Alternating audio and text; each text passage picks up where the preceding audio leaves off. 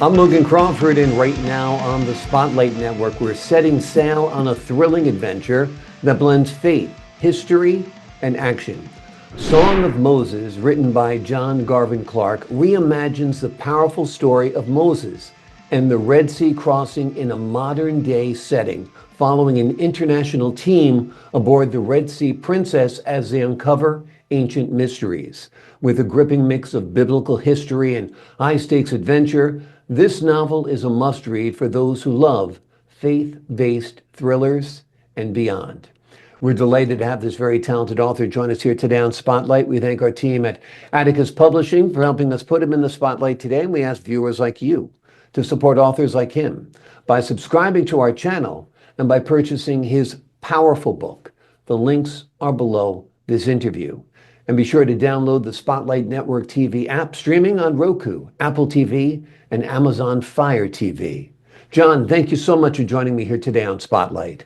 It's a pleasure. It's an honor, and thank you very much. It's an honor to have you on the show, sir. Tell us why you decided to reimagine the biblical story of Moses in a modern day setting. Somebody in Christian land tried to tell me that Moses didn't exist. He was a Santa Claus. It was just a myth. And I started out just by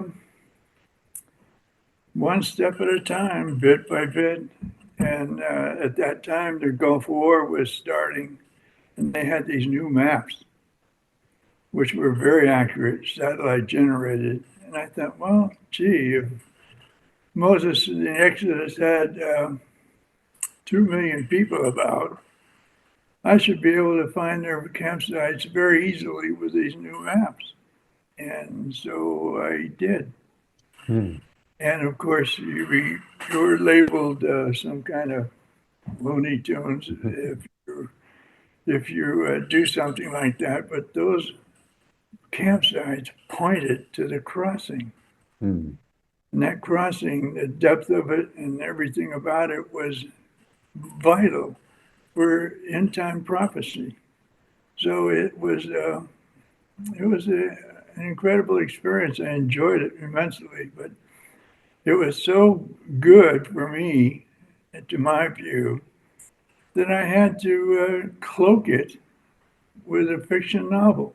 So I took the novel and incorporated the research, which is in the appendix, by the way. Everything is there. And that was my beginning. Wow. I understand your work as a missionary in Mexico influenced this work as well, right?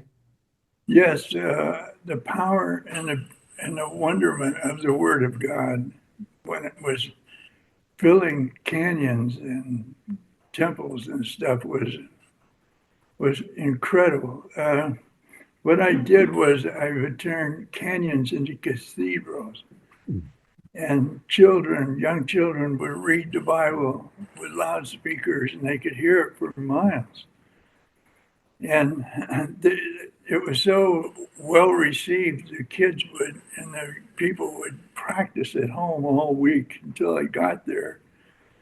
And they were just really incredible people and incredibly done. And their love for the word was obviously remarkable. And I could hear a screen door squeak a mile away. It was so hush and it was all inspiring. And I quickly learned that there's nothing I can do.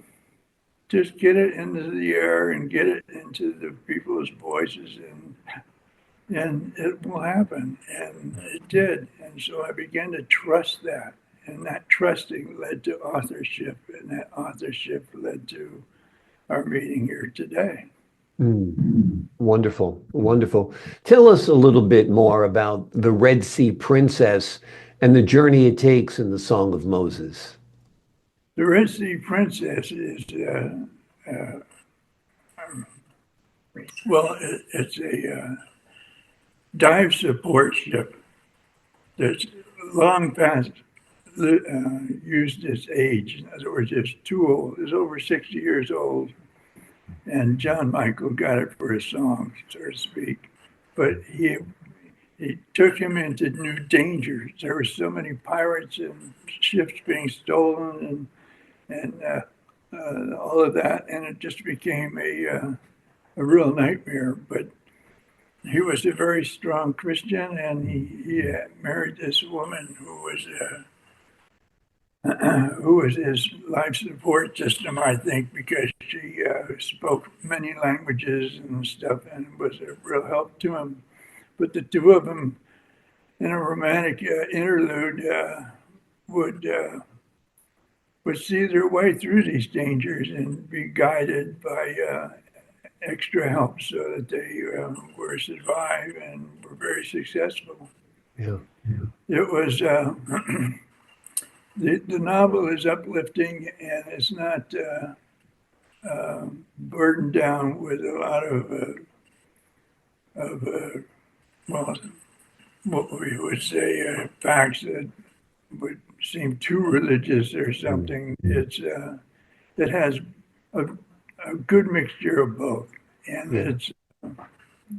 I think it was a joy in my life to really have that, because it was just all about John Michael, who had a passion for the Red Sea and wanted to do right by God by giving the witness of his power to be made known, so that the people in the end times would have faith in his great power to deliver them. So it was, I thought of it as a favor to him to get the message out. And it seemed to me very honest and forthright that he did so much and had so much power, and it was all hidden and forgotten in a sea of reeds up north.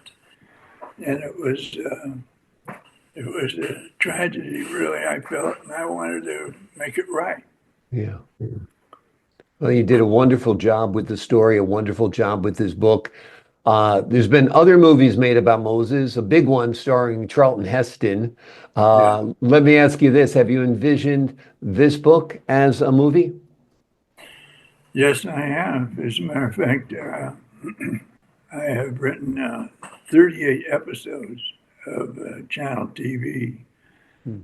to go along with this, and I was going to introduce them all at the same time because they would sell off of each other. But it was that was a joy, because it was pretty easy. My book is written almost as a script, Yeah, it's very visual, no doubt. So easy to you've do. got multiple episodes already written about Moses or other biblical figures. It's about this whole thing. The two books, God's Storehouse of the Deep and the Song of Moses, are included in the 38 episode channel TV. Wonderful. So Song of Moses is one book. What's the name of the other book? Is the God's Storehouse of the Deep. It's the first book. Okay. It's the first book. The Storehouse of the Deep is the debris field, the Egyptian debris field that's deep in the ocean, and it's there waiting to be discovered for the end times. I think until the people until it's made known, let's say.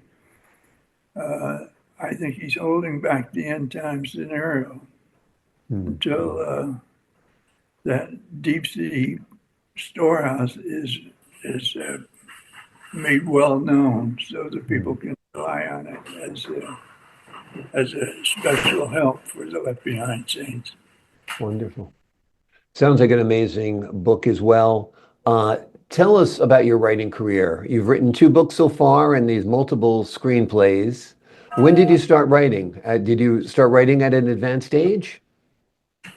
Uh, it's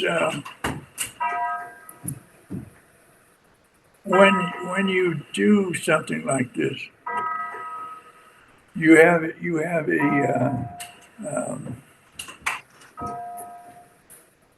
live it. Hmm. and that living it is, to me, was a great experience. I loved every minute of it. Yeah.